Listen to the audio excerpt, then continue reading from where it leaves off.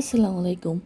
এই গরমে আপনাদের মন এবং কলিজাকে ঠান্ডা করার জন্য খুব দারুণ একটা রেসিপি আপনাদের মাঝে নিয়ে হাজির হয়ে গেলাম। আর এই রেসিপিটা যারাই ট্রাই করবেন না কেন সবারই কাছে খুব ভালো লাগবে। এটা হচ্ছে ইটালিয়ান জুকিনি, ছোট্ট জুকিনি। এই জুকিনি কিন্তু অন্য টাইপেরও হয়ে থাকে, একটু লম্বাতে টাইপেরও হয়ে থাকে, একটু ছোট টাইপেরও হয়ে থাকে। আর এখানে আমি নিয়ে নিয়েছি হচ্ছে চিকেন। তবে চিকেনটা আমি আগে একটু ফ্রাই করে নিয়েছিলাম, তারপর এগুলোকে আমি একটু পিস পিস করে নিয়েছি, দেখতেই পাচ্ছেন। এরপর আমি এই যে জুকিনিটা আছে সেটাকে এখন কেটে নিব। তো এই জুকিনি যেহেতু রান্না করার পরে এটা খুবই ঠান্ডা ঠান্ডা একটা ভাব থাকে, মানে খেতে একটু ঝোলের মতো হয়, তো খেতে খুব ভালো লাগে। আর হচ্ছে গিয়ে এই জুকিনিগুলো খেতে খুবই মজা, অল্প কিছু উপকরণ দিয়ে রান্না করলেও অনেক দারুণ ভালো লাগে। যেমন বাংলাদেশের লাউয়ের মতো যদি আপনি রান্না করতে চান, লাউয়ের মতো এটা করতে পারবেন। প্লাস চিংড়ি মাছ দিয়েও যদি করেন আরও বেশি ভালো লাগে, খুব মজা লাগে চিংড়ি মাছ দিয়ে করলে।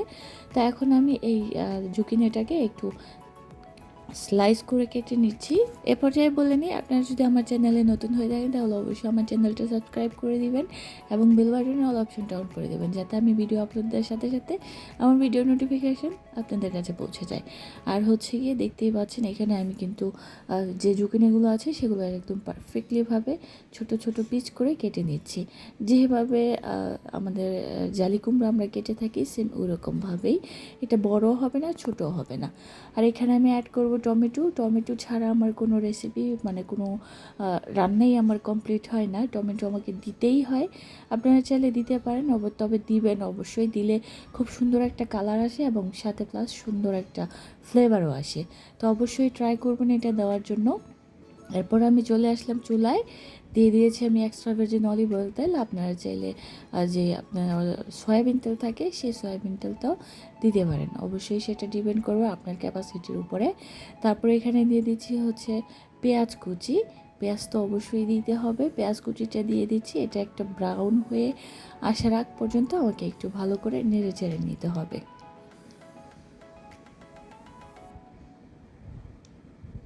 যারা ইটালিতে থাকেন তাদের জন্য জুকিনি তেমন একটা পাওয়াটা এত দুষ্কর না, তবে যারা বাংলাদেশে থাকেন তাদের জন্য একটু দুষ্কর হতে পারে, কারণ বাংলাদেশে জুকিনি থাকে না।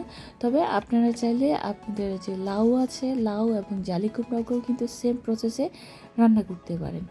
তারপরে আমি এখানে কিছুটা দিয়ে দিয়েছি, আদা এবং রসুন বাটা ছিল সেটা দিয়ে দিয়েছি এবং সাথে কাঁচামরিচও দিব। কাঁচামরিচটা অল্প একটু কাঁচামরিচ দিয়েছি, দেখতেই পাচ্ছেন।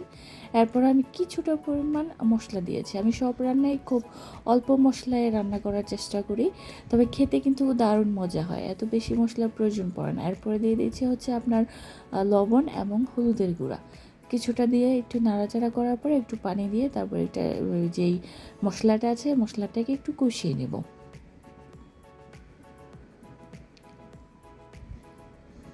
এই তো মশলাগুলো আমার কষানো হয়ে গেছে।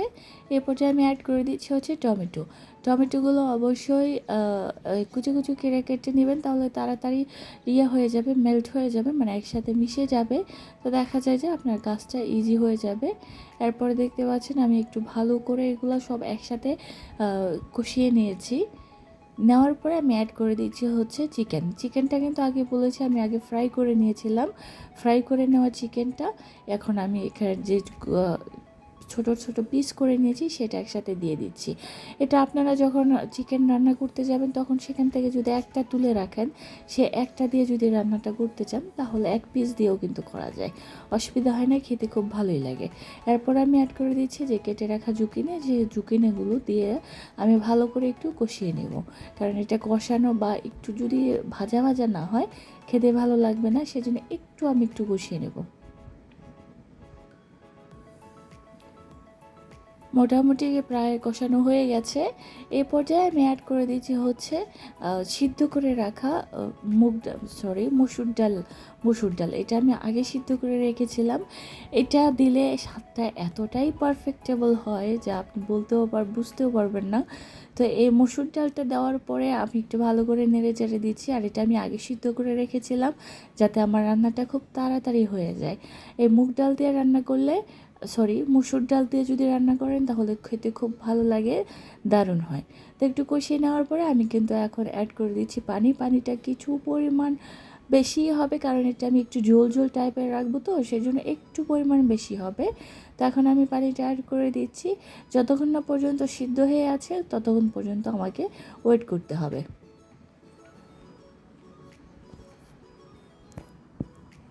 এর ফাঁকে ফাঁকে একটু অবশ্যই চেক করে নেবেন যে সিদ্ধ হচ্ছে কি না, প্লাস একটু নাড়া দিয়ে দিবেন।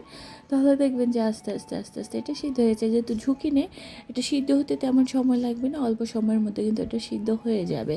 এটা অবশ্যই যতক্ষণ সিদ্ধ হচ্ছে ততক্ষণের মধ্যে ওয়েট করতে হবে।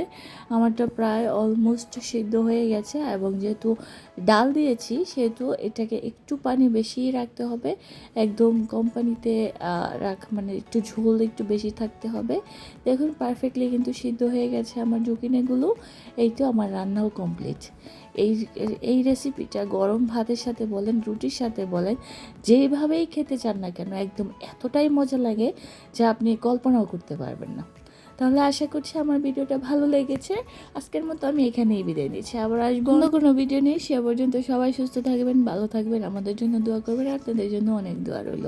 আল্লাহ হাফেজ, আসসালামু আলাইকুম।